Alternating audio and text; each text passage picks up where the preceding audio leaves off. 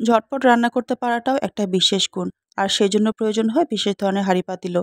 Normal হাঁড়িতে গরুর মাংস রান্না করতে যেখানে ঘন্টার বেশি সময় লেগে যায়, সেখানে প্রেসার কুকার ব্যবহার করলে অর্ধেকেরও কম সময়ে খুবই টেস্টি এবং পারফেক্ট গরুর মাংস রান্না করা সম্ভব। আসসালামু আলাইকুম viewers, welcome to chance blogs BD.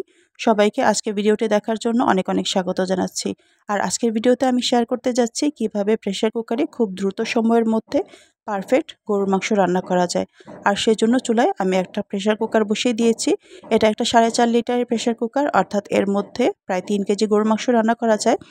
আর আজকে গরুর মাংস আমি কিন্তু সরিষার তেলে রান্না করছি।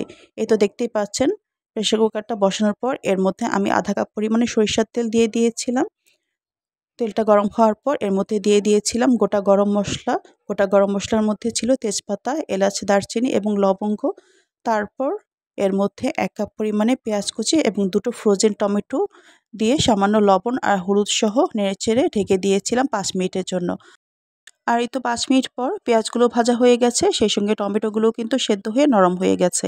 আর হ্যাঁ, আজকে কিন্তু আমি 1.5 কেজি গরুর মাংস রান্না করছি। পেঁয়াজ এবং টমেটো ভাজা হয়ে যাওয়ার পর সামান্য পানি দিয়ে দিয়েছি মশলা কষানোর জন্য। আর এখন মশলা কষানোর পালা।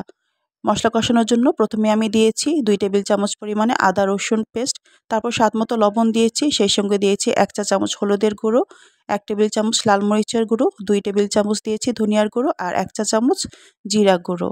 মশলাটা ভালো করে কষানো হয়ে যাওয়ার পর আগে থেকে কেটে ধুয়ে রাখা গরুর মাংস দিয়ে দিচ্ছি।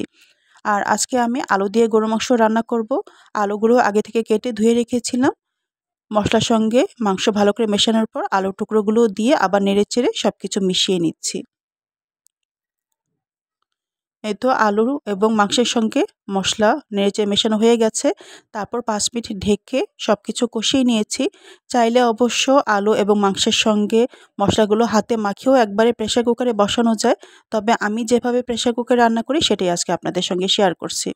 আর এই তো আলু এবং গরুর মাংস কষানো হয়ে যাওয়ার পর ঝোলের জন্য পরিমাণ মতো পানি দিয়ে প্রেসার কুকারের ঢাকনাটা লাগিয়ে দিচ্ছি। আমি আলু দিয়ে গরুর মাংসের ঝোল রান্না করব, তাই 1 কাপ পরিমাণে পানি দিয়েছি।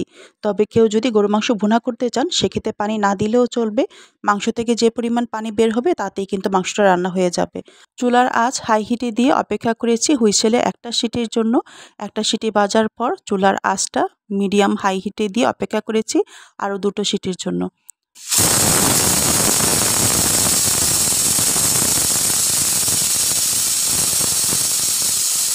প্রেসার কুকারের হুইসেলের প্রথম সিটিটা আসতে সময় লেগেছিল 15 মিনিট।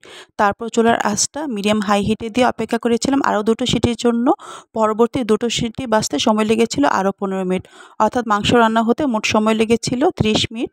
30 মিনিট পর চুলাটাকে অফ করে ঢাকনা লাগানো অবস্থাতেই প্রেসার কুকারটাকে 20 মিনিট চুলার উপরে রেস্টে রেখেছিলাম। আর এই যে 20 মিনিট পর প্রেসার কুকারের ঢাকনা খুলেছি, দেখতেই পাচ্ছেন মাংস কিন্তু রান্না হয়ে গেছে, সেই সঙ্গে আলুও কিন্তু একদমই সেদ্ধ হয়ে গেছে, তবে একটা আলুও কিন্তু ভেঙে যায়নি। এই তো রান্না করা মাংস প্রেসার কুকার থেকে একটা কড়াইয়ে নিয়ে নিয়েছি। এখন মাংসটাকে খুব ভালো করে জাল দিয়ে নেব। আর দেখতে পাচ্ছেন কি পরিমাণে ঝোল হয়েছে। আমি কিন্তু ঝোলের জন্য মাংসের মধ্যে আর কোনো এক্সট্রা পানিই দেইনি। তো লবণটা চেক করেছিলাম, আর লবণ একটু কম মনে হচ্ছিল, তাই আরও আধা চা চামচ পরিমাণে লবণ দিয়ে দিলাম। আর সেই সঙ্গে ফ্লেভারের জন্য 4-5টা কাঁচা পাকা কাঁচামরিচ উপর থেকে ছড়িয়ে দিচ্ছি। এখন কড়াইটাকে ঢেকে 5 মিনিট ভালো করে জাল দিয়ে নেব। প্রেসার কুকারে মাংস রান্না করার ক্ষেত্রে কিন্তু ঝোলের জন্য অতিরিক্ত পানি দেওয়ার প্রয়োজন হয় না। মাংস থেকে যে পরিমাণ পানি বের হয় তাতেই মাংস সম্পূর্ণরূপে সেদ্ধ হয়ে যায়। তবে আমার পরিবারের সদস্যরা মাংস তরকারিতে ঝোল খেতে একটু বেশি পছন্দ করে, তাই আমি রান্না করার সময় 1 কাপ পরিমাণে পানি দিয়েছিলাম। তবে যারা মাংসটাকে ভুনা করে রান্না করতে চান তারা কিন্তু মাংস রান্না করার সময় এক্সট্রা পানি না দিলেও চলবে। মাংস থেকে বের হওয়া পানিতেই মাংস রান্না হয়ে যাবে, সেই সঙ্গে ঝোলও হয়ে যাবে। আর অনেকেই মনে করেন প্রেসার কুকারে মাংস রান্না করার ফলে এর মধ্যে আলু দিলে আলুগুলো ভেঙে যায়। এই ধারণাটাও কিন্তু ভুল। প্রেসার কুকারে রান্না করার ফলে আলুগুলো সেদ্ধ হয়ে নরম হয় ঠিকই, তবে একদমই ভেঙে যায় না। মাংস এবং আলু সবগুলোই একদম পারফেক্টলি সেদ্ধ হয়ে আস্ত অবস্থাতেই থাকে, একটুও ভেঙে যায় না।